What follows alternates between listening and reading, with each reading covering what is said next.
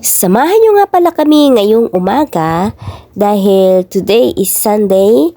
It's time to go to church. Magsisimba kami ngayon ni Yana at ayan, kumain na kami para hindi kami magutom sa loob ng simbahan. At umpisa na ako nag-prepare, naglagay na ako ng foundation, sunscreen sa aking mukha para naman hindi masunog ang ating skin dira sa init, no? Kaya sobrang init sa labas, kailangan natin maglagay ng sunscreen. So, habang naglalagay ako, wala rin naman si Yena magbihis sa kanyang sarili. Dahil malaki na siya, kaya niya na yan.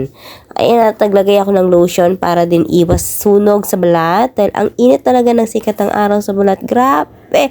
Nag-lipstick na ako, nagreklamo na ako dahil wala na akong lipstick. At anong gawin ko? Wala na talagang lumabas.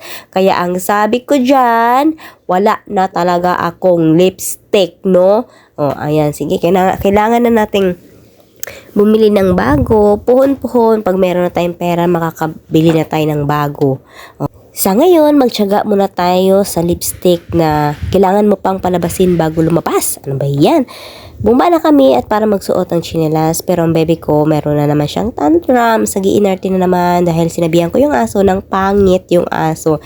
Talaga naman kasing pangit yung aso. Ayan, nagalit na ang baby ko niyan. Naglakad na siya ng wala sa mood. At nakarating na nga kami sa puntahan namin at ito ang aming nadatnan. Oh my goodness. God bless all.